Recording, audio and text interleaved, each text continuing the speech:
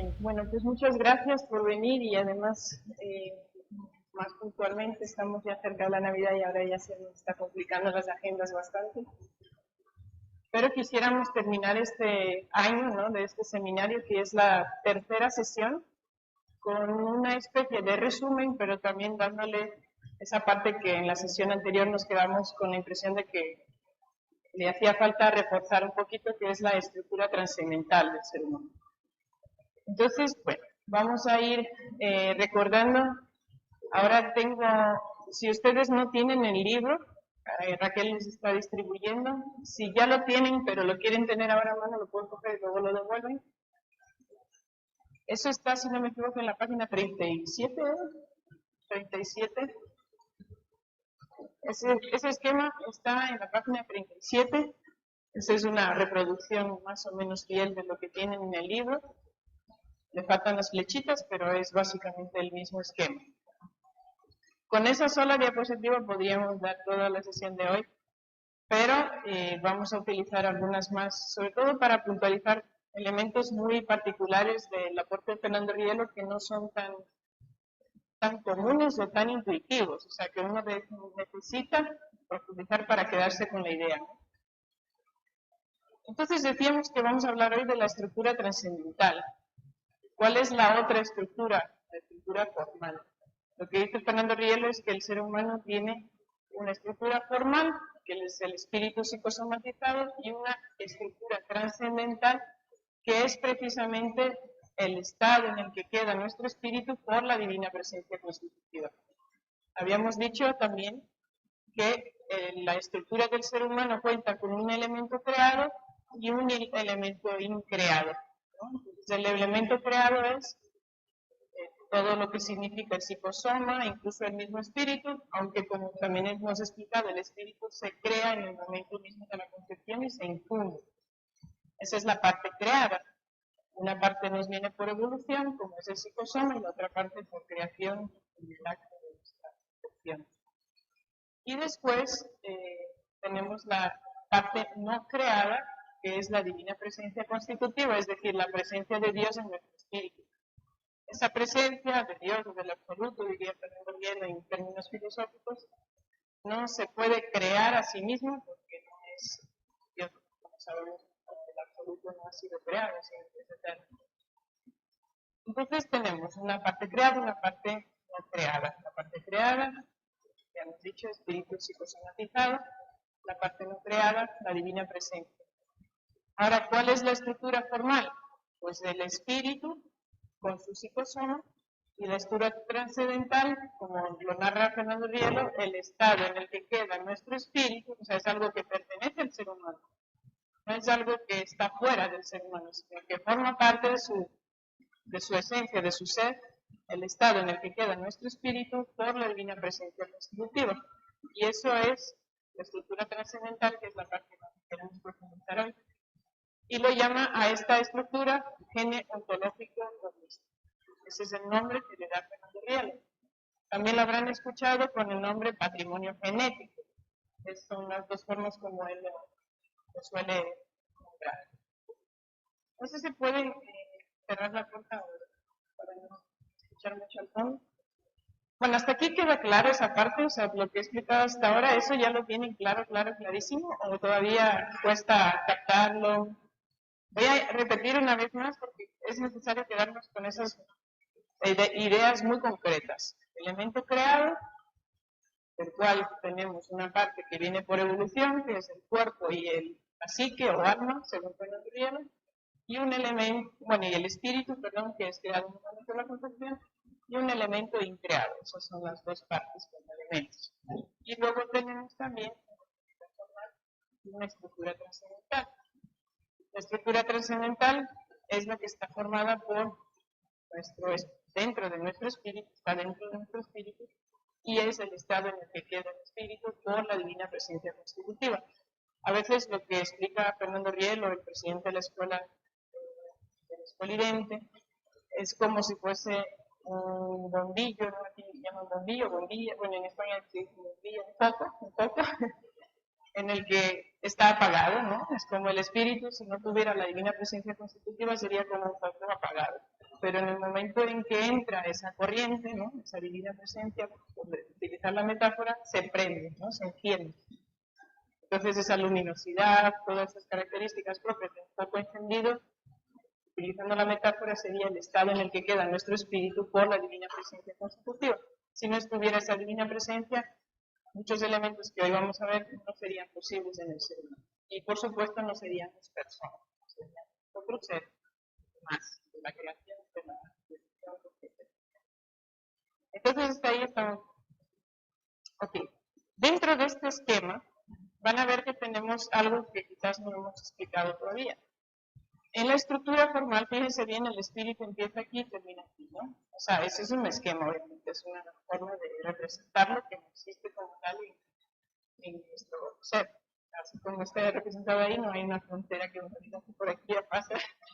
O sea, eso es un símbolo, una manera de explicarlo, pero según este esquema, dentro del espíritu hay una parte formal y una parte trascendental, y hay dos partes que sería interesante explicar que están separadas por una línea punteada. Y esa línea punteada está separada de algo que más arriba podría haber. Y si yo les pregunto, ¿qué hay más arriba de ese esquema? ¿Qué creen que hay más allá de ese esquema? ¿Qué dirían? El sujeto absoluto. Es decir, ¿por qué está abierto el ser humano? Porque es infinito abierto al infinito, ¿verdad? Nosotros con esa estructura, con ese estado, con todo lo que tenemos ahí, somos un ser que no está cerrado en sí mismo, sino que está abierto. Está abierto al absoluto, está abierto a los demás seres, al cosmos, etc. Bueno, entonces, ¿qué separa la estructura formal de la estructura trascendental? Esa sería una pregunta difícil quizás de contestar. ¿O qué hay entre la una y la otra? ¿Por qué hay una separación aunque esté abierta? Bueno, vamos a intentar descifrarlo del mismo modelo. Si la parte de abajo dice potencia de unión con percepción y comunicación, es decir, es una potencia de unión perceptiva y comunicativa, arriba tenemos el genio ontológico místico, que es consciencia ontológica y potestad ontológica. Pueden ver un paralelo entre las dos, ¿no? O sea, consciencia y percepción están hablando de la misma capacidad humana que tiene que ver con lo que nos llega y cómo lo asimilamos. ¿Sí? Entonces, siempre estamos hablando de relación. Fíjense bien que siempre estamos hablando de relaciones. Y si hablamos de potestad y comunicación, tiene que ver con lo que proyectamos, con lo que sacamos de nuestros procesos, cómo nos expresamos, cómo nos acercamos al otro de algún modo, ¿no? Sea con palabras, sea con gestos, sea con nuestro ser de manera más profunda. Y también es de algún modo lo que hacemos. Lo que hacemos no en cuanto a la libertad, porque todo lo hacemos. O sea, también la percepción es parte de nuestra acción, de nuestro acto ontológico. Sin embargo, tiene dos facetas, ¿no? Una que es de salida y otra que es de llegada. ¿Sí? O sea, cuando yo me encuentro con alguien, para que sea una relación recíproca, yo tengo que ir al encuentro y el otro tiene que venir a mi encuentro. Bueno, entonces, lo que dice Fernando Rielo es que la estructura trascendental lo que nos permite es unirnos, o sea, hacer ese gesto de unión que tiene una parte de ida y otra de vuelta con el absoluto. Es decir, lo que me permite este fin ontológico místico es unirme al absoluto de forma consciente y con mi potestad ontológica, es decir, como un acto de mi ser. Mientras que la potencia de unión, que no es que se separe, son lo mismo visto desde dos perspectivas, o sea, las dos cosas están ocurriendo al mismo tiempo, yo estoy uniéndome o estoy uniendo a mi psicosoma entre sí, a mis facultades. O sea, estoy haciendo síntesis en mi propio ser, en lo que tengo del ser. Es decir, el ser humano tiene dos actos unitivos hacia su propio psicosoma, con su espíritu creado, o hacia el absoluto. Y esas son las dos formas de unión que nos permiten ir desarrollando nuestro ser. O sea, siempre estamos haciendo síntesis de nuestra experiencia de Dios en nuestro ser, y también estamos haciendo con el absoluto para desarrollar nuestro vida. Hasta ¿Hasta ahí se entiende un poquito la idea? Entonces, lo voy a explicar mejor después, pero quiero que se queden con la idea de que son dos actos de unión. Uno es unir mis propias facultades, unir mi propio psicosoma, unir mi propia experiencia vital, y el otro es unirme con el absoluto. ¿Sí? Voy a cambiar para hacer algunos recordatorios de lo que he explicado hasta ahora y también para intentar ir a la siguiente parte. Entonces, el espíritu humano es potencia de unión perceptiva y comunicativa, así lo define Fernando Riel. Vamos a tener presente siempre que Fernando Riel utiliza un paradigma teantrópico. Ese paradigma está totalmente inserto en ese modelo que acabo de explicar. Es decir, el ser humano consigo mismo no puede hacer nada. Bueno, puede unir sus facultades en todo caso, pero no sería persona si no estuviera constantemente en contacto o en relación con este absoluto. Ese paradigma teantrópico quiere decir la acción de Dios en el ser humano y con el ser humano. Para hacer un poco de memoria, ¿cuáles son los otros paradigmas que ha habido en la historia del pensamiento? ¿Cuáles son los grandes paradigmas metafísicos de la historia? Bueno, el principio de identidad no es como tal un paradigma, pero es una consecuencia de casi todos los paradigmas. Exactamente. El teocentrismo, el antropocentrismo o incluso el teocentrismo. O sea, puede haber algunos diferentes. O sea, puedes poner el peso en Dios, el peso en el hombre, o el peso en otras cosas, como puede ser el polvo. Podría haber muchos paradigmas, ¿no? Pero realmente los grandes paradigmas de la historia de la filosofía son el teocentrismo, el antropocentrismo, sobre todo. Bueno, Fernando Rielo rompe con el uno y con el otro, porque si fuera Dios encerrado en sí mismo, no haríamos nada, por así decirlo, si fuera el hombre encerrado en sí mismo, tampoco. La gracia de todo esto es nada. Que sí, la acción de los grupos no haría nada, pero también sí, la libertad humana no sería así. Eso para no olvidar. Luego, fíjense bien, la potencia de unión lo que hace es estructurar a nuestro espíritu, o sea, le da una capacidad, una forma, que es perceptiva y comunicativa, para recibir el patrimonio genético y proyectarlo en su persona. Es decir, yo recibo lo que me da esa luz, por así decir, usando la metáfora que nos había dicho antes, y la llevo a mi realidad psicosomática. La proyecto. ¿Cómo la proyecto? En mis facultades. Ahora lo vamos a ver, ¿no? Pero mis facultades, que eran la intelectiva, la auditiva, la auditiva, tienen su raíz en el espíritu, y el espíritu se nutre del absoluto para proyectarlo en la situación. Entonces, la potencia de unión, como les decía, eran dos unidades, con el absoluto y la situación, o en premisas facultades de sí. Entonces, yo estoy capacitado por esa potencia de unión de forma perceptiva y comunicativa para recibir ese patrimonio y proyectarlo. ¿Sí? Eso es correcto. Luego hay dos estructuras, trascendental y formal, que hacen del ser humano un ser finito abierto al infinito. Las dos son necesarias. Si son necesarias, ahora no lo estoy explicando, pero lo voy a explicar las leyes de la porque si yo no me hago todo absoluto, no puedo hacerme más parecido. Bueno, todo eso tiene que ver con esa imagen y semejanza de Dios en el ser humano. Es decir, todo lo que habla del patrimonio genético es lo que nos hace ser imágenes. Y la estructura trascendental es la genetización de nuestro espíritu por la evolución. Es este estado de nuestro espíritu por la evolución. Bueno, espero que hasta aquí esté súper claro. ¿Sí? ¿Está súper claro? ¿En serio? Y aquí, bueno, si quiere llegar a tarde, pero no, si han llegado a inicio, le he repetido 30 veces. O sea, creo que el sentido de estar claro. ¿Alguien tiene alguna duda? ¿Está listo? Tranquilo.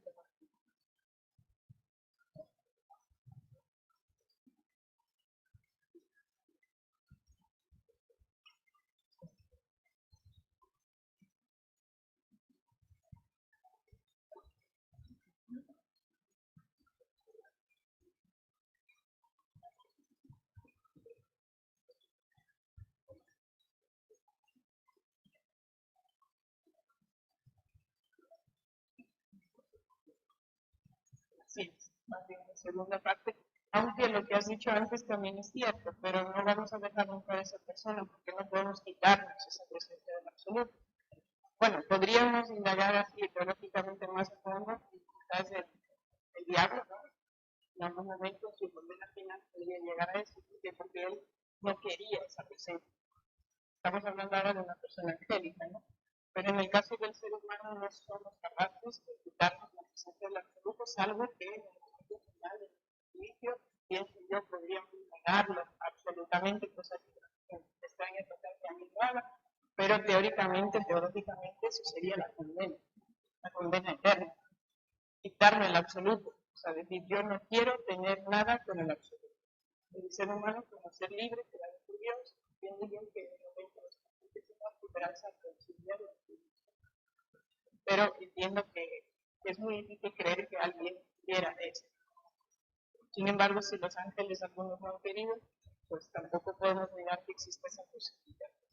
¿Sí?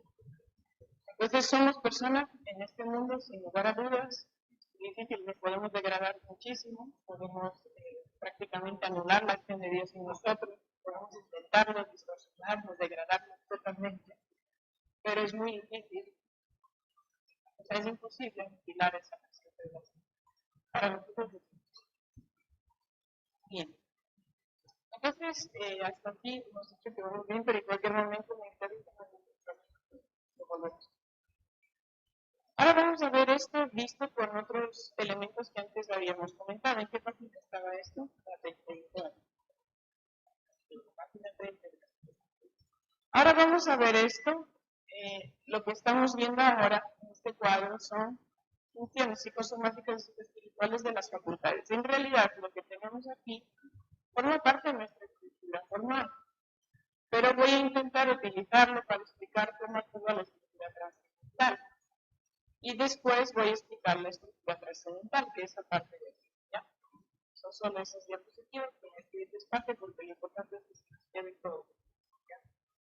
Entonces decíamos que nuestro espíritu es potencia de unión, perspectiva comunicativa, donde tenemos facultades que son la inteligencia, la voluntad y la mente. En este momento, los que estamos aquí entendemos las tres facultades un poquito. O sea, todos intuitivamente sabemos qué es la inteligencia, qué es la voluntad y qué es la libertad de la facultad activa.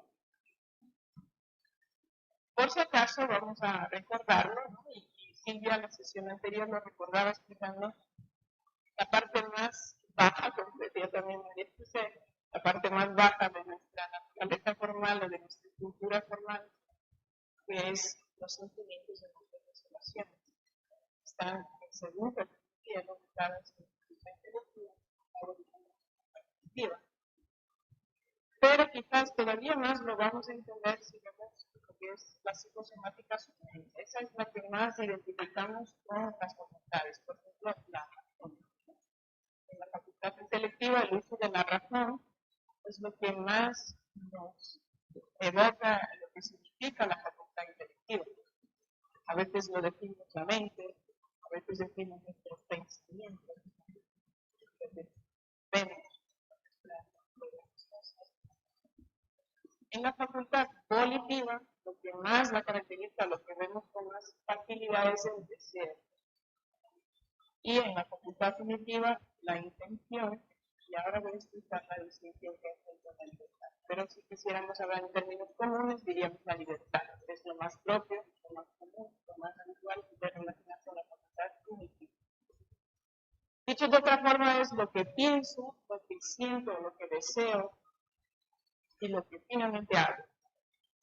Cuando decíamos que el espíritu es potencia de unión que hacia adentro une sus facultades, lo que estamos diciendo es que esa potencia de unión que está más relacionada con la facultad unitiva, porque es la que hace la síntesis, esa potencia de unión tiene dos partes que se tienen que unir.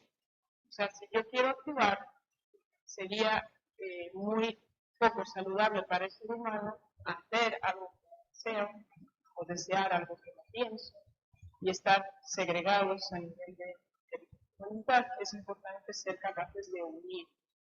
Tanto es así que hay un montón de teorías psicológicas que explican qué hace el ser humano cuando no cuadra lo que piensa con lo que siente.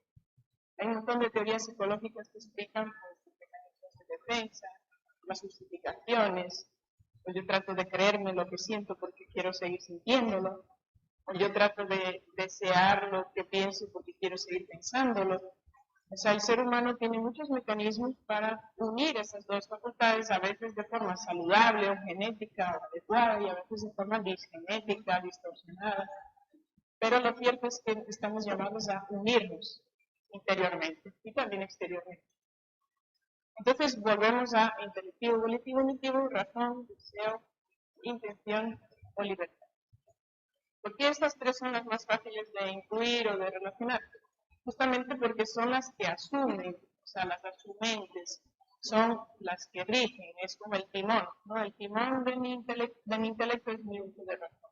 El timón de mi voluntad son mis deseos.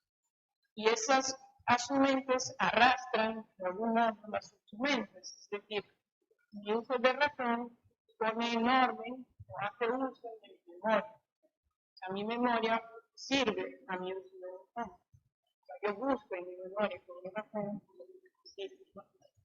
Y también lo que decía un poco Silvia, o al menos así lo entendí yo, es que con mi razón, mi espíritu que está un poquito más como psicoespiritual, por así decir, más arriba, yo lo que puedo hacer es elegir lo que siento, aunque a veces no lo hacemos. Eso también quisiera señalarlo. A veces no elegimos lo que sentimos, lo que pensamos.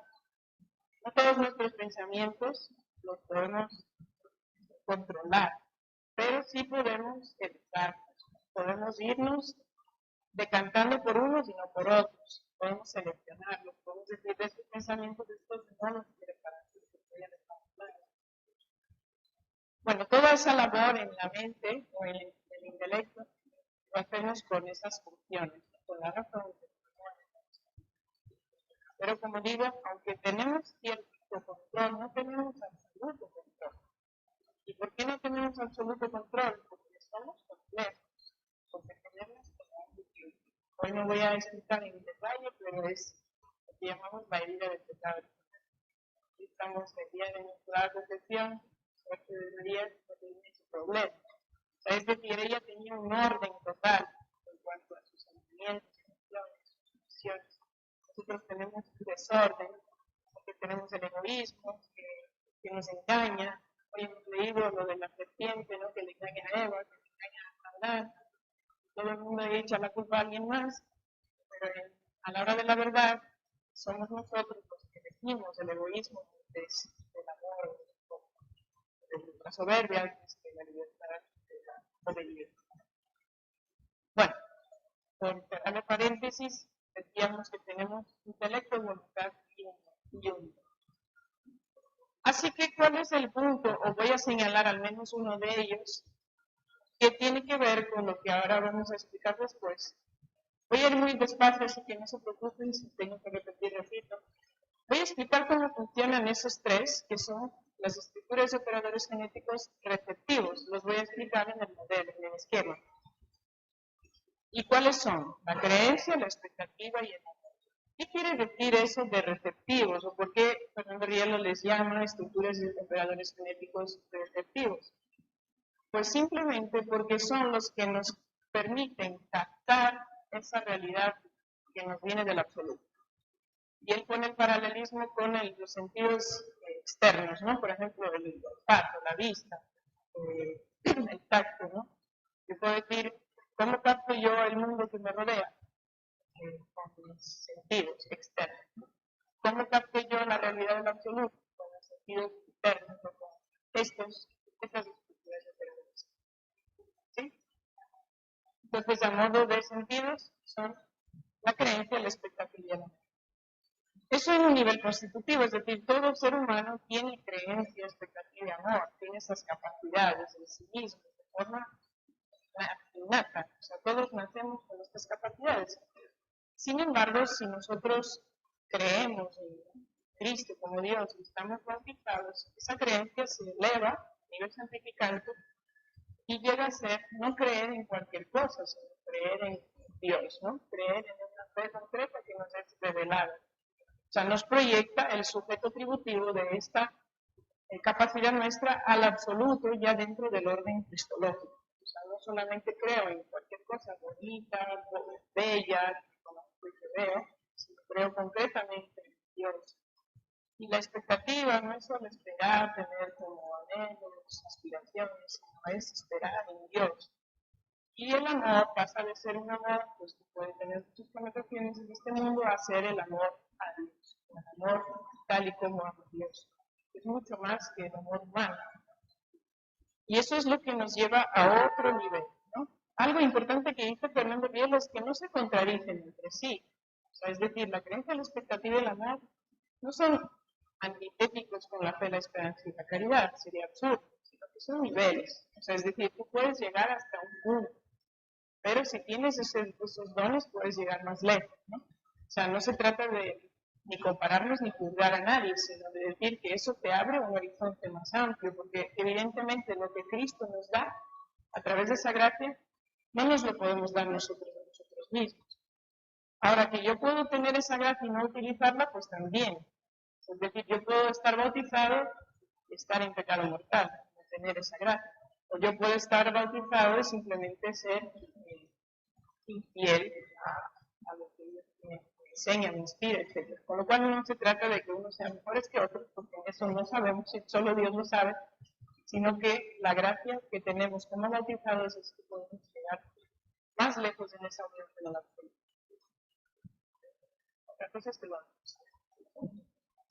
Bien, vamos a volver para explicar entonces cómo funcionan estas estructuras de operadores receptivos.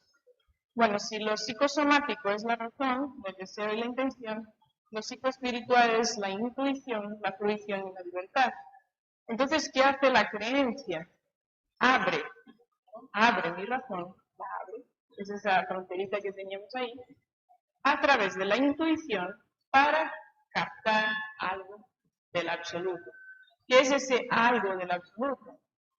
Si decíamos que la fe, ¿no? Vamos a pensar en términos cristológicos, si decíamos que la fe es el grado cristológico de la creencia, o el nivel transversal, bueno, hay varios nombres, pero el nivel más elevado, santificante, ¿no?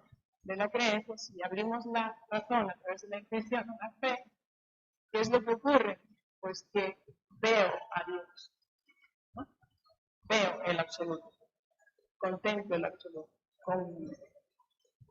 y puedo captar realidades que no captaría si no tuviera esa fe o esa creencia. Pero podemos llevarlo al campo humano. Si yo creo en una persona, veo algo en ella, veo algo que quizás no es evidente, es intuición. O sea, que no hay elementos quizás materiales, objetivos para que yo pueda ver. Cuando decimos yo intuyo algo, no estamos diciendo yo he comprobado científicamente algo, estamos diciendo yo lo veo, no sé por qué lo veo, pero lo veo. La profecía, ¿no? Cuando alguien profetiza, ¿quién asegura que lo que estás diciendo va a pasar? Vamos a pensar en profetas inspirados, ¿no? Lo que pasa es que yo veo. ¿Y por qué veo? Pues porque el absoluto me hace ver.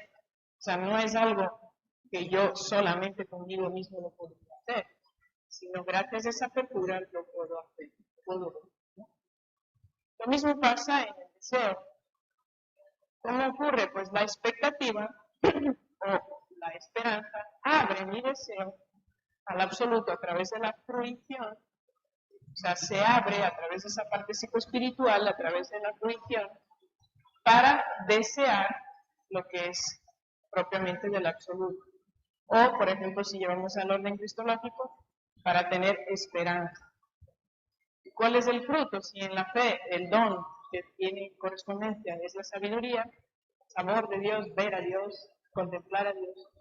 En la esperanza es la fortaleza. O sea, estoy firme en mis metas, en mis propósitos. Y eso pasa en lo divino y pasa en lo humano, ¿no? O sea, puedo tener, por ejemplo, aquí que se gradúan cientos de estudiantes casi cada día, toda su expectativa estaba en graduarse a lo mejor, ¿no? Muchos ponen ahí su meta. Bueno, pero gracias a eso, pues han estudiado, han luchado, fuertes, han sido fuertes, han soportado y han llegado a abrir ese deseo a cosas que no son del deseo de uno, ¿no? Por ejemplo, ¿cómo lo podemos ver? Pues yo deseo descansar, pero siento que hay algo más valioso que me obliga o me hace querer algo más grande, ¿no? Y así con todas las cosas. Estamos siempre sobreponiéndonos a nosotros mismos con tal de alcanzar algo más elevado. Y en la intención, y ahora intentaré explicar eso de la libertad, vamos a decir que Fernando Rielo utiliza el concepto de libertad sobre todo como la apertura ya espiritual de esa intención. Es decir, si bien en mi psicosoma tengo esa capacidad de tener intención, cuando utilizo verdaderamente la libertad es cuando estoy aprovechando, ¿no? La capacidad que tengo de para ver algo más o para desear y finalmente unirme a algo más grande.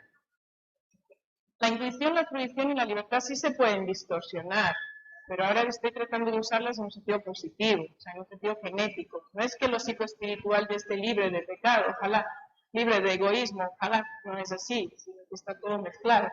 Pero estoy tratando de explicarlo en un sentido positivo. Un buen uso de la intuición sería utilizarla abriendo la razón a través de la creencia para ver lo absoluto, el absoluto, ¿no? Un buen uso de la fruición sería abrir el deseo a través de la expectativa con esa fruición me lleve a esto y de este modo pueda desear que me enseñe el absoluto. Y la intención, un buen uso de la libertad sería que a través del amor la abra para unirme al absoluto. ¿Entiendes ahí? Bueno, todo lo que viene abajo va detrás, o sea, lo arrastra de algún modo. Y si no lo arrastra, lo debería arrastrar. Es decir, si yo no pongo orden, por ejemplo, en mi imaginación, se va a seguir yendo con mis deseos distorsionados o desviados, ¿no? O sea, todos tenemos deseos desviados. Y con esos deseos a veces se nos va la imaginación, ¿verdad? Yo quisiera ahora mismo estar en la playa, pero bueno, esto me hace pensar, ay, cómo será la playa y todo eso, ¿no? La imaginación vuela en el deseo. Pero cuando yo pongo orden, acá yo esa imaginación la proyecto en otras cosas, en lo que realmente me interesa unir. Porque no sirve de nada imaginar algo que no me puedo unir, lo inútil. Cuando nosotros, a los que conocen un poco la espiritualidad de nuestro carisma, decimos pensamientos, sentimientos inútiles, son los que no van a ningún lado. ¿Por qué? Porque no me voy a unir a ellos. No tengo, y si lo hiciera serían negativos. Es decir, yo pienso mal de una persona. Imagínense que llegara a tuviera deseo de vengar. Eso sería pensar y sentir algo a lo que no me puedo unir. Entonces es inútil. Es negativo, pero es inútil. Pero si yo me llevo a unir, ahí sí es negativo del todo. O sea, que me estoy dañando por dentro, haciendo un mal uso de mi libertad. Bueno, esto mismo que acabo de explicar, lo voy a llevar a las demás estructuras de operadores, que como les decía, era la estructura trascendental. ¿Están aburriendo o están bien? ¿Están bien? ¿Sí? Entonces me voy a saltar esa parte para explicar esta. Les dije que la creencia, la expectativa y amor, ¿qué hacen? A ver quién se acuerda. La creencia, ¿qué es lo que hace? A ver, que ya me lo digo. Bueno, lo voy a repetir una vez más. La creencia abre mi razón a través de mi intuición para ver o para contemplar el absoluto, ¿no? Para captar intelectualmente el absoluto, la realidad del absoluto. ¿Y cuál es la realidad intelectual del absoluto? La verdad. ¿Sí? O sea, para ver la verdad. La creencia, todo eso en sentido genético, o sea, haciendo buen uso de la creencia, buen uso de todas esas capacidades y atributos que tenemos. Que mi mente se abra, mi razón se abra a través de la creencia con la intuición. Al absoluto me permite ver la verdad, conocer la verdad. ¿Sí? Ese es el atributo divino que me es dado. Y que es incrementativo, porque yo no estoy en el conocimiento absoluto de la verdad, pero puedo incrementar mi conocimiento de la verdad indeterminadamente. porque soy finito, pero estoy abierta al infinito. Lo mismo ocurre con mi expectativa. Yo, ¿cómo era? La función psicosomática a su mente de la facultad volitiva, ¿cuál era? El deseo. Abro mi deseo a través de la expectativa con la fruición, o sea, la fruición me permite hacer uso de la expectativa y abrir mi deseo, o sea, del espíritu abro mi mente, ¿no? Abro mi psicosoma, el espíritu abre mi psicosoma, de manera todo eso libre y voluntario. Y lo que hace mi expectativa con mi fruición es ayudarme a ver, a vivir, o a desear, a bondad. ¿Sí? O sea, mi facultad volitiva tiene cada vez más capacidad de bondad, mientras que mi facultad intelectiva cada vez tiene más capacidad de verdad. ¿Sí? ¿Entienden? Ahora vamos a la tercera parte, la belleza o hermosura. ¿Qué es lo que ocurre? ¿Quién se acuerda de la función psicosomática, su mente, de la facultad cognitiva? ¿Cuál era? La intención. Y la función psicoespiritual de la facultad cognitiva, ¿cuál era? No, la función. La función psicoespiritual de la facultad cognitiva es la libertad. ¿Y cuál era la estructura y operador genético receptivo de la facultad cognitiva? El amor. Entonces, el amor abre mi función psicosomática, que es la intención, a través de la libertad, a una mayor capacidad de hermosura, de belleza. La belleza es la síntesis de lo bueno y lo bello, ¿no? Es la síntesis de lo bueno y lo verdadero. Y todo esto, la verdad, la bondad y la belleza con carácter de unidad. ¿Qué quiere decir eso? Que lo bello es bueno, lo hermoso es verdadero, y lo bueno es una pericoresis, como dice el presidente de la escuela. Nada de eso sería sin lo otro. Se alimentan mutuamente. A mayor fe, mayor amor. A mayor esperanza, mayor fe. O sea, todo esto se alimenta y nos permite crecer en verdad, bondad, belleza, de manera integral. ¿Sí? ¿Por qué? Porque el absoluto es uno y es integral. O sea, no hay un absoluto que sea bueno, pero no sea verdadero. A mí me gusta para explicar eso y recordar a mí por lo menos me parece algo significativo. No sé si les ha pasado cuando ven un fondo de pantalla de una computadora, un paisaje increíble, ¿no? ¿Qué es lo primero que piensan? ¿Será verdad? ¿No les pasa eso? A mí me pasa siempre. Si veo un paisaje increíble, ¿será montaje o será cierto, no? O sea, ¿será real? ¿Por qué? Porque no es lo mismo algo bello que no sea real, o sea, que sea falso, porque no te atrae lo mismo, o sea, que sea de mentira, que sea real, que sea verdadero. Y lo mismo pasaría con la bondad que es falsa, ¿no? Esa bondad, ¿será que? Y ahí vamos a la intención, ¿no? ¿Será que tengo buena intención?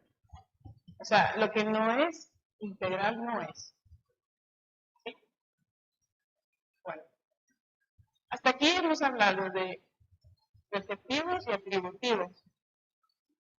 ¿Cuáles son los transfigurativos? Bueno, pues todo lo que estamos viendo son diferentes caras de la misma moneda.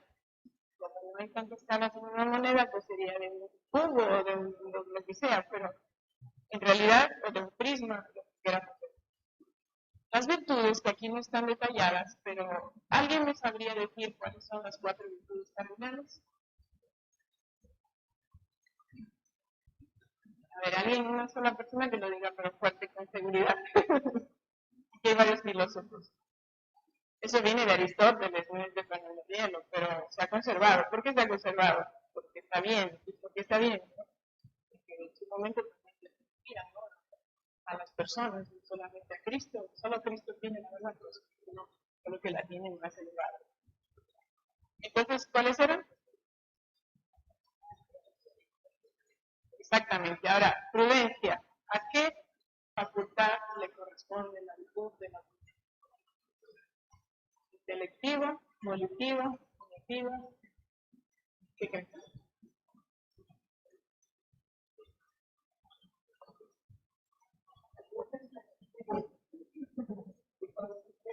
En relación con... Sí, cierto. Porque nada está separado, todo es integral, es unitario. Pero ¿quién vota por la intelectiva? Nosotros. Vamos sin miedo. Unos cuantos. ¿Quién vota por la volitiva? ¿Quién vota por la volitiva? Los demás no saben, no contesten. Vamos a seguir pensando y a ver si descubrimos entre todos. ¿Cuáles eran las otras? ¿Cuál era la siguiente? Dejemos la justicia por ahora. La fortaleza. La fortaleza. ¿Qué es? Volitiva. ¿Y entonces qué pasa con la prudencia?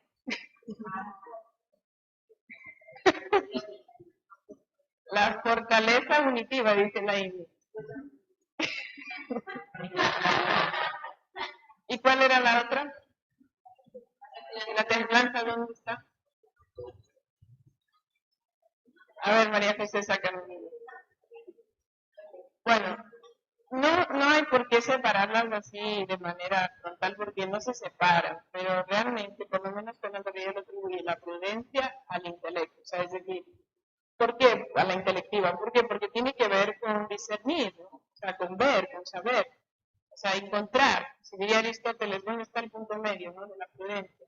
Eso primero hay que verlo, ¿no? Luego obviamente hay que vivirlo, pero primero hay que verlo, porque si no lo ves no lo puedes vivir. Por eso la prudencia te permite ver, o sea, entender, ¿sí? La fortaleza, bueno, las mismas virtudes, digamos, las tres virtudes teologales nos lo dicen, es el fruto de la esperanza. O sea, la fortaleza está en la volitiva. Es decir, yo tengo esa capacidad, ¿no? De mantenerme firme, de seguir adelante, de no desfallecer, de no rendirme ante los estímulos externos. Facultad volitiva. Entonces, ¿con qué queda la facultad volitiva? Con la templanza. La templanza que podría darse con muchos nombres, ¿no? Porque esa virtud sabemos que tiene muchas connotaciones. A veces la llevamos al campo de templar los deseos, pero no necesariamente. O sea, puede tener que ver con muchas otras realidades. Es decir, es encontrar el camino justo, ¿no? Por ejemplo, la modestia es una virtud de templanza. ¿Por qué? Porque cuando soy humilde, ¿no? Es una capacidad de no dejarme llevar por otro tipo de cosas, ¿no? O sea, no unirme al éxito, a la fama, no unirme a lo que no es. O sea, es una determinación del espíritu, es algo más todavía, o sea, que síntesis de las otras, ¿sí? Pero como digo, Fernando Rielo de algún modo lo que hace es rescatar esos conceptos muy antiguos, ¿no? O sea, están muy bien, él no quiere desecharlos. Yo creo que hace en honor a Santo Tomás de Aquino, que lo quiso rescatar y dejar ahí desde Aristóteles. Pero también es algo que no necesariamente se tiene que separar de esta manera, pero bueno, él lo utiliza así. Y falta la justicia. ¿Y qué pasa con la justicia?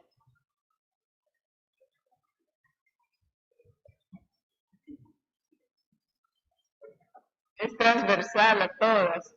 Es más, Fernando Rielo la pone a nivel o la utiliza como sinónimo de santidad.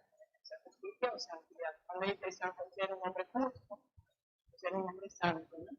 Entonces, ¿la santidad qué es? Es el absoluto en sí. O sea, es todo lo que Dios nos inspira. La justicia es todo lo que el absoluto nos lleva a vivir. Es la unidad de algún modo de todas las demás. ¿Sí? Si bien la templanza hace la síntesis, la justicia es la culminación de todas ellas. Bueno, y las virtudes morales, ¿qué son? Bueno, yo creo que todos sabemos, pero son todas las virtudes, ¿no? Que en algún lugar encajan si queremos ponerlas, o en todos, en muchos al mismo tiempo.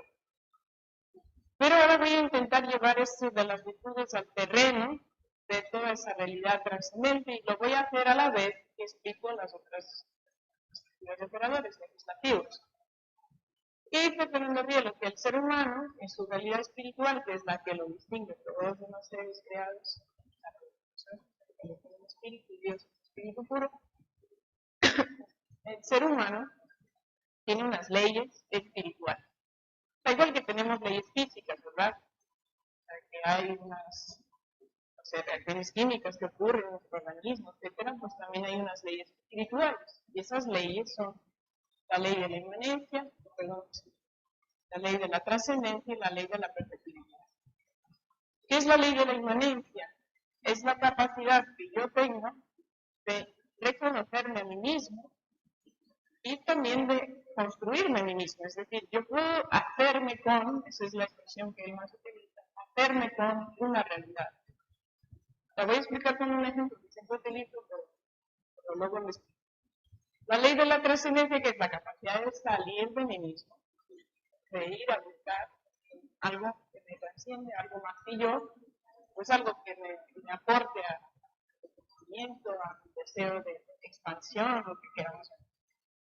Y la ley de la perfectibilidad es la dirección hacia la cual yo trato de crecer, hacia la perfección, hacia la justicia, la santidad, hacia el modelo absoluto. ¿Qué es lo perfecto? Lo verdadero, lo bueno, ¿qué es lo perfecto? Lo que me hace ver esos atributos de absoluto.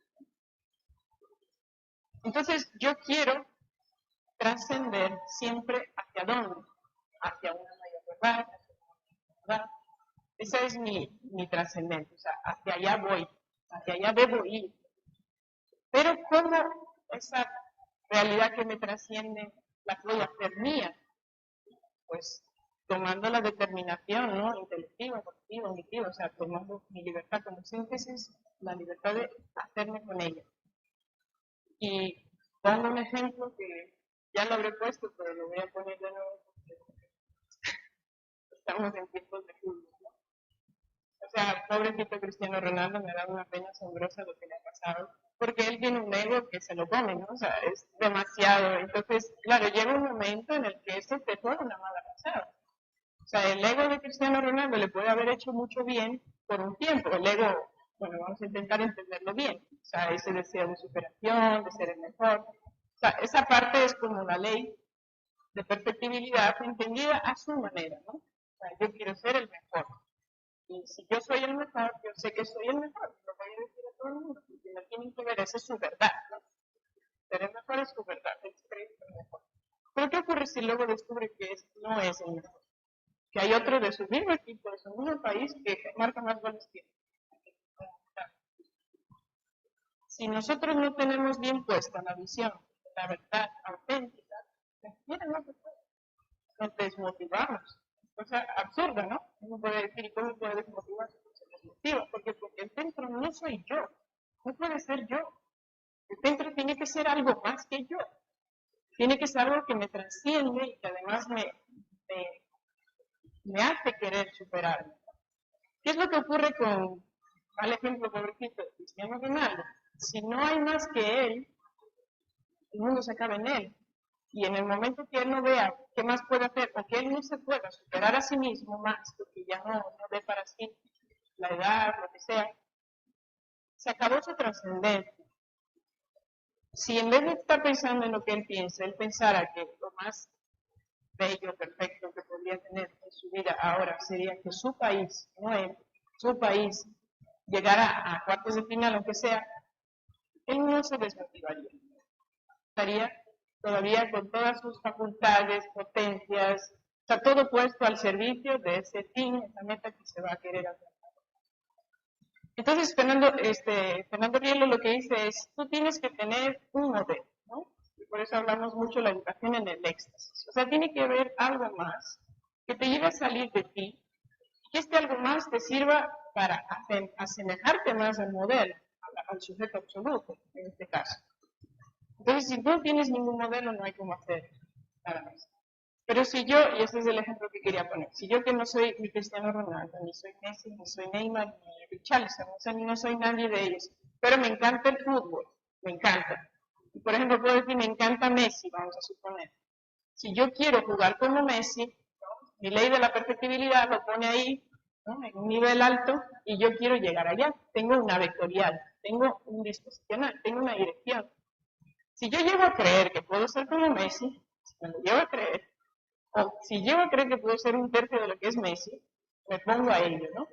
¿Y cómo me pongo a ello? Bueno, pues voy a utilizar mis virtudes para ir en ese camino. O sea, es decir, voy a aplicar la prudencia. ¿Cómo voy a aplicar la prudencia? Voy a ponerme a ver cómo juega Messi. Y voy a ver cómo tira, cómo corre, cómo tira. Y eso es mi mente para contemplar mi modelo, ¿no? O sea, estoy viendo cómo lo hago. Luego voy a entrenar, voy a poner voluntad, ¿no? Voy a ser fuerte, voy a ser perseverante, voy a luchar hasta que lo logre. Voy a entrenar 1000 veces hasta que me salga como me sale.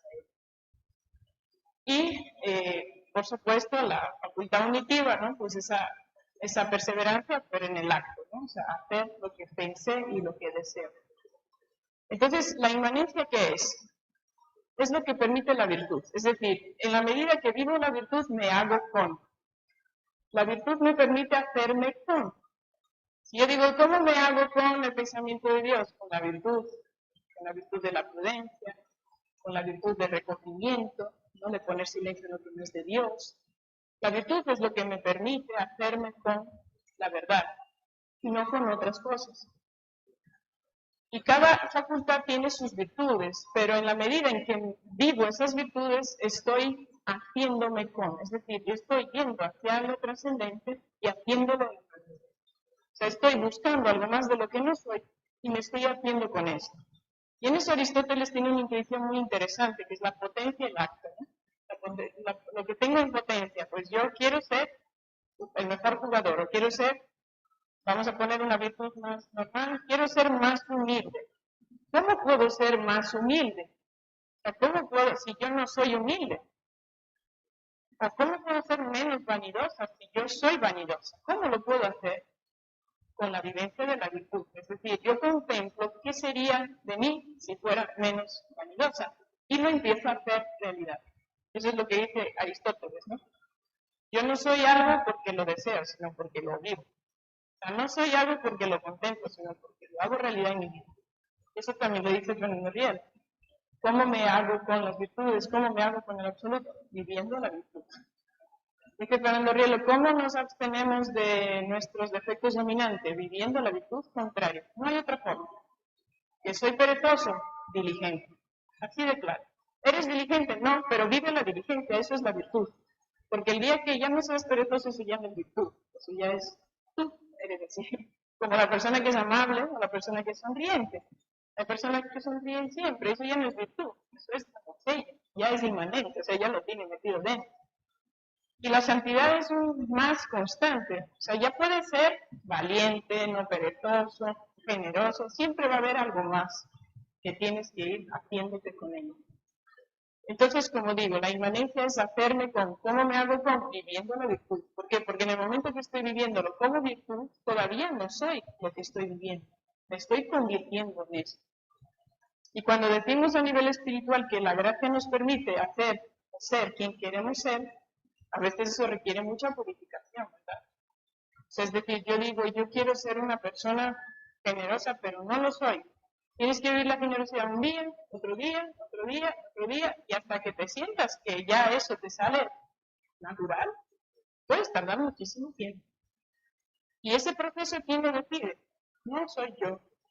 Porque ese proceso, yo simplemente decido pasar por él. ¿Quién decide en qué momento eso que para mí era trascendente se me vuelve inmanente? La absoluta. ¿Y por qué? Porque tiene una pedagogía con cada uno de nosotros. Él sabe en qué momento me conviene ser o no ser más humilde.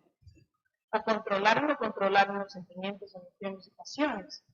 Que puede estar haciendo un gran esfuerzo, pero no depende solo de mí. Depende de la absoluta. Y de ahí la necesidad de purificarnos, ¿no? Estoy hablando a nivel espiritual, pero para que se entienda el sentido vivencialmente, ¿no?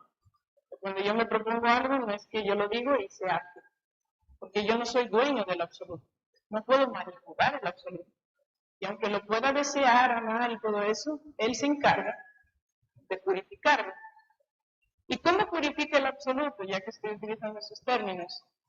Purificando concretamente, eso para la vida, esa parte de la intención.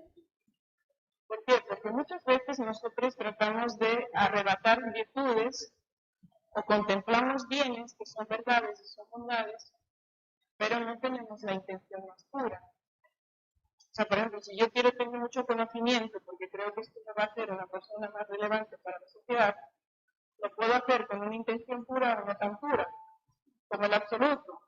No se le escapa nada, él se da cuenta de lo que estoy tratando de hacer, yo no me doy cuenta de nada, ¿verdad?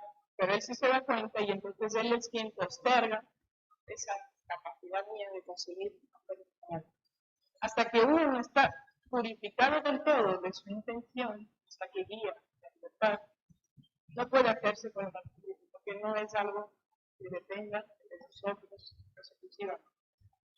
¿Entiendes? Entonces, la ley de inmanencia es hacerme con. La ley de la trascendencia es buscar en este modelo, en este referente. Y ese referente que tiene que ser perfecto. Y en la medida que me equivoque en ese camino de ir y venir, de hacerme con algo que no es o no es, lo voy corrigiendo. La voy corrigiendo en dirección del absoluto, porque no tengo un absoluto de absoluto. Estoy tratando de entender el absoluto, pero no lo entiendo. Dice Fernando Rielo, como no entiendo absolutamente a Dios, creo a lo absolutamente negro. Dice Fernando Rielo. Como no puedo entender absolutamente a Dios, nunca lo voy a poder, creo absolutamente. ¿Por qué Fernando Rielo que dice que somos especies que creo absolutamente? Porque la creencia no le pertenece, la creencia es parte de la acción de Dios. Sí puedo creer absolutamente. O sea, esto es como él lo ve idealmente. Creo absolutamente en Dios. Y si lo dices es porque está muy purificado. Dice que yo lectura. Si lo llega a decir es porque está muy purificado de malas intenciones. Creo absolutamente en Dios. Es esta deseo de conocimiento de un montón de cosas. ¿Sí? ¿Se entienden las estructuras literarias?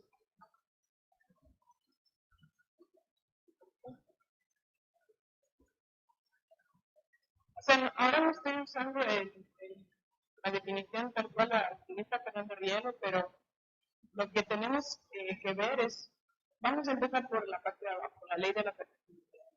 La ley de la perfectibilidad es que el ser humano aspira a ser siempre más, ¿no? Más y mejor. Si está bien enfocada esa ley de la perfectibilidad, o sea, si no nos dejamos desviar por otras cosas que no son lo que haría la ley de la perfectibilidad es hacernos caminar hacia una mayor semejanza de o sea, queremos ser cada vez más parecidos al sujeto absoluto. Eso es lo que nos llama interiormente esa ley. Si intelectualmente, volitivamente, quito al absoluto como otra cosa, esa ley me va a hacer ir hacia esa otra cosa, sea la cosa que sea. Por eso las ideologías lo que hacen es quitar el absoluto y poner otra cosa. Entonces todo se orienta hacia esa otra cosa. Cosa terrible porque te quitas un montón de cosas por medio que no puedes cortar. Las ideologías están bien, son estudiantes, complicados, todo lo que dice el texto. Entonces la perfectibilidad es semejante, o la aspiración del ser humano a ser cada vez más semejante a su perfecto absoluto. Si no tienes ese perfecto absoluto, tendrás otro modelo. Y eso decía Fernando Rielo siempre. ¿No crees en Dios? Pues dime en qué crees, porque en algo tienes que creer. Es imposible vivir sin un referente, sin un modelo. Siempre va a haber un modelo.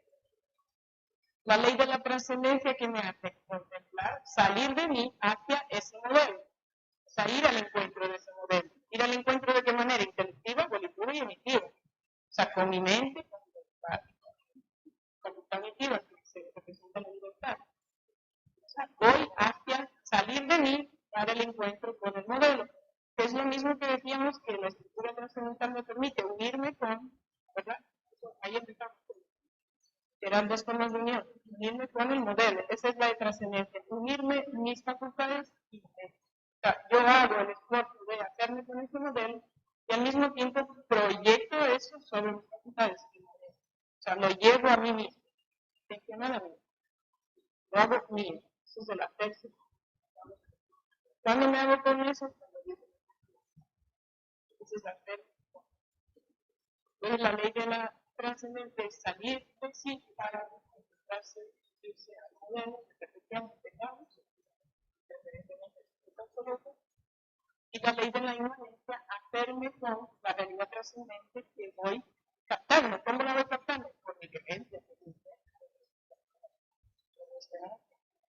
por mi amor o caridad.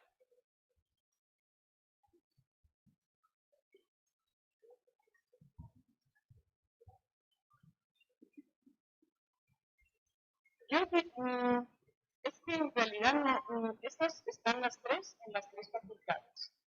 Porque esas leyes son unitivas las tres. O sea, no es que sea como, no es que la imagen esté en la mente, la otra. Bueno, sí hará la síntesis, eso sí, porque Fernando Riel siempre utiliza la síntesis. Pero las tres son movimientos, ¿no? O sea, es como las profesiones divinas. O sea, el Padre va al Hijo, el Hijo al Espíritu Santo. O sea, no hay como decir que eso es. Pero la perfectibilidad, claro que es la que marca el norte, eso sí. O sea, es la que da el camino. Porque si no tuviéramos esa ley, no podríamos trascender ni podríamos hacernos con nada. Estaríamos perdidos, divagados. O sea, en el mundo, tendríamos un norte, un destino, un horizonte. Entonces, en ese sentido, sí se puede decir que es la perfectibilidad. Bueno, voy a poner algunos días a modo de resumen, pero de ahí ustedes me hacen preguntas. Bueno, vamos a ver algo. Lo importante de verdad es que de aquí ya no haya dudas. ¿Sí? No, hasta aquí yo creo que está muy claro. O sea, si nos olvidamos de algo es cuestión de volver sobre ello, pero no debería ser confuso, debería ser claro. Bueno, habíamos leído esas tres frases que las voy a volver a leer. Las tres de abajo, la potencia de unión estructura el espíritu perceptivo y comunicativamente, capacitándolo para recibir patrimonio y proyectar. Cuando decimos el patrimonio, de que estamos hablando, verdad, belleza, todo lo que hemos dicho, todas las estructuras de cada espíritu. Entonces, nosotros nos unimos perceptiva y comunicativamente, es decir, yo primero capto una realidad a través de las estructuras de operadores perceptivos, lo veo la verdad de Dios, del sujeto. Eso es perfecto. Y la comunicación tiene que ver con esa potestad. Esto es de salir de comunico, ¿no? Porque la comunicación, claro, es clara, es sabida, pero es no es hablar algo. El fin de la comunicación que es la unión. Bueno, entonces, las dos estructuras son las que hacen que seamos infinitos de infinito, la trascendental es la que empieza recordando eso. Entonces, el acto personal, que es perceptivo y comunicativo, afectas, se en la integralidad de las facultades desde la siguiente, que comentamos. La inteligencia, la intuición activada por la creencia, advierte de algo que, de la verdad mayor. La voluntad con su fruición activada por la expectativa consciente o asiente en ello. O sea, hago mío lo que he visto. Y entonces, o sea, estoy de acuerdo, ¿no? O sea, pongo mi opinión favorable a esto. O sea, estoy deseándolo. Antes mismo de hacerlo. Estoy de acuerdo. ¿Y con qué? Con esa bondad. O sea, es como que dijera, eso quiero vivir esa bondad. Y la unión con su libertad, activada por el amor, la libertad activada por el amor, decide, elige lo que advierte hoy. Sentido transfigurar con los actos propios de las virtudes cardinales y morales lo que definición, comunicación y percepción de formación posea nuestra realidad. La transfiguración que es que yo dejo algo que es menos perfecto con algo que es más perfecto. ¿Y qué es lo que no es perfecto? Lo que es finito, limitado, imperfecto, y eso se proyecta tanto en la conciencia como en la potestad, tanto en la percepción como en la comunicación. Si alguien aquí es del mundo de la comunicación, sabe que se estudia la comunicación, se estudia mucho las distorsiones en la percepción y en la comunicación. Se estudia más en la percepción, pero también existen distorsiones. Fíjense ustedes cuando alguien dice, no sé, aquí se siente discusión en España, le escuchan los diálogos de Jesús. O tú ves a dos personas hablando y alguien desde fuera los entiende, pero los entiende porque sabe que quiere el uno y que quiere lo que está entre sí. Tú lo ves lo que dicen y nada tiene sentido. ¿Y por qué no? Porque están ofuscados, ¿no?, en sus cosas, en sus miedos, en sus ideas, en sus tendencias, egoísmos, y eso hace que no nos comuniquemos de manera clara. Y lo mismo la percepción, ¿no? Cuando yo empiezo a decir mucho que me cae bien, me cae mal, ay, me veo feo, ¿qué estás pensando? O sea, ¿qué pasa con tu percepción? ¿Por qué te estás angustiando por algo que no hay? Porque tu egoísmo te lleva a eso, estar distorsionado, estar deformado. Eso nos pasa todo el tiempo. Cuando decimos, hay problemas de comunicación en mi equipo de trabajo, que hay egoísmo, pues. O sea, es que es eso lo que hay, pero como nos cuesta tanto verlo y aceptarlo, ¿no?, y reconocer cuál es mi parte de virtud y perfección, no soy capaz de vivir la virtud porque estoy siempre poniendo la culpa en el vecino, estoy proyectando. Y cuando yo no proyecto sobre el otro, me hundo en mí, porque yo no puedo más, yo no sé más, yo no tengo la capacidad. No, es verdad que sí la tienes. Con esto llama una siguiente sección de psicoética, ¿no? Porque la psicoética lo que justamente explica es cómo yo no me quedo, ¿no?, en mis cosas pues, para salir, o la pedagogía del éxtasis, que es justamente lo mismo que hemos dicho en otras palabras. Pero, ¿qué es el éxtasis? Salir de mi finitud, de mi deformación, de mi visión centrada de las cosas por una visión absoluta, clara, verdadera. Hermosa de la realidad. Bueno, lo dejo aquí, pero con la idea de que me puedan hacer, si quieren, alguna pregunta para terminar de aclarar las cosas.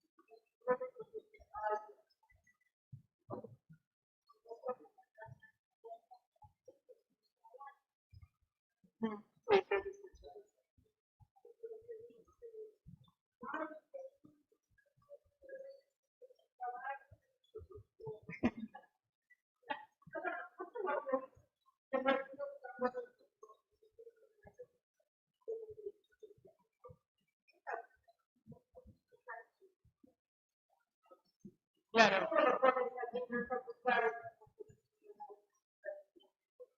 Eso en concreto que acabas de contar, a mí lo que más me evoca es a entender mejor qué es la verdad y la belleza. Porque claro, uno puede decir, no es verdad que le han regalado un caballo, pero ¿por qué no? O sea, la verdad no es lo que ves, sino lo más bello, lo más hermoso.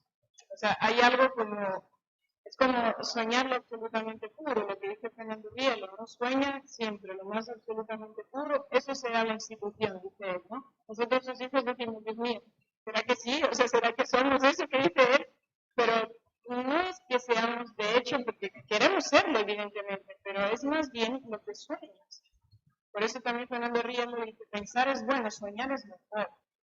¿No? Porque no se trata tanto de decir, no, efectivamente, mira, tú eres una persona de tal manera.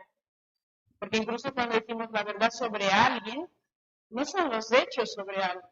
La verdad sobre alguien es la visión que Dios tiene de este alguien. O sea, la verdad de Pedro es que le falló a Cristo, que era impetuoso, imprudente.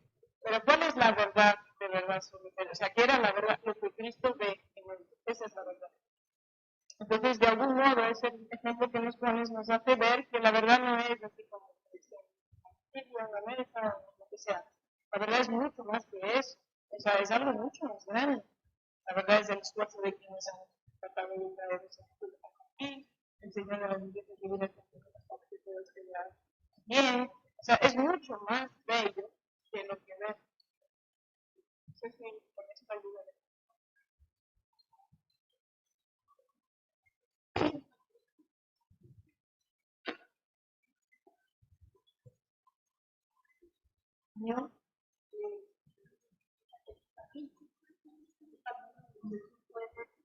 trabajar,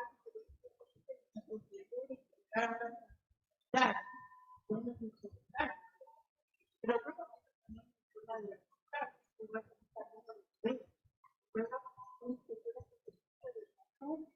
que te lleve realmente a conquistar esa instrucción, para poder ayudar en el conocimiento, poder transmitir un poco más instrucción, conquistar, actitud, y pueden llegar a esa ciudad que ofrece el generador cuando se llama el entonces yo pienso que también a pesar de toda la complejidad, pero tenemos una invitación para el pensamiento, una invitación tema tecnológico, clases, los cursos de centro, cómo va a salir, después de concretamente cuando esté preparado, ¿no? En la semilla,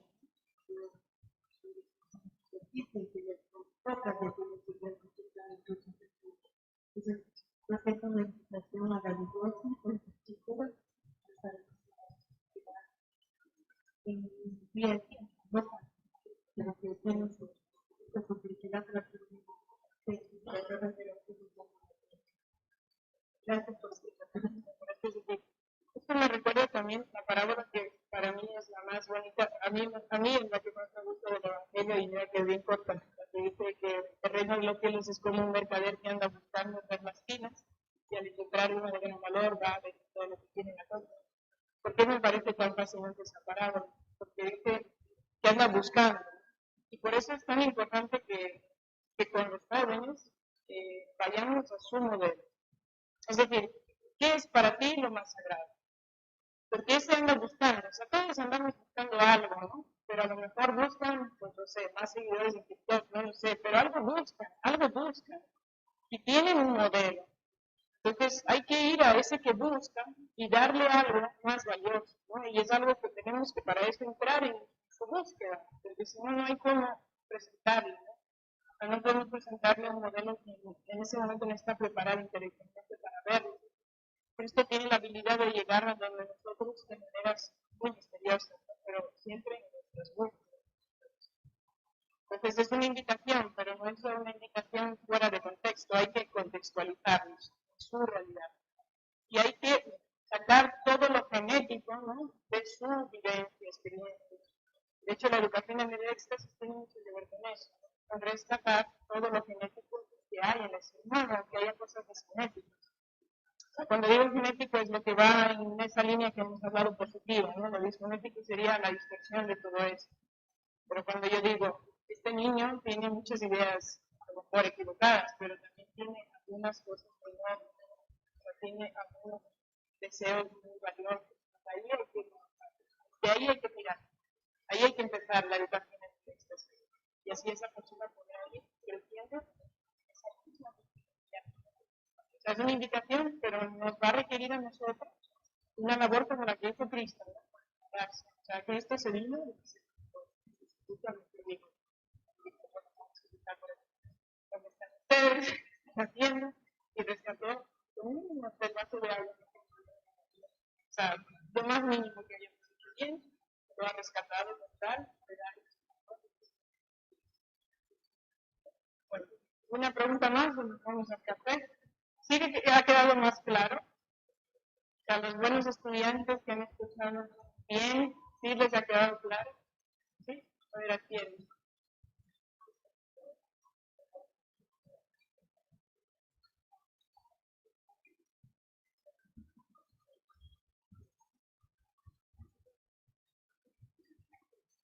sí, se puede leer así. Claro, pero hay que tener en cuenta que son capaces de irse. Bien, que no debería, pero puede darse el caso. sea, cuando el psicólogo nos pregunta, ¿tú quieres más racional o más intelectual? ¿Más emotivo o más? O sea, ¿por qué te preguntan eso?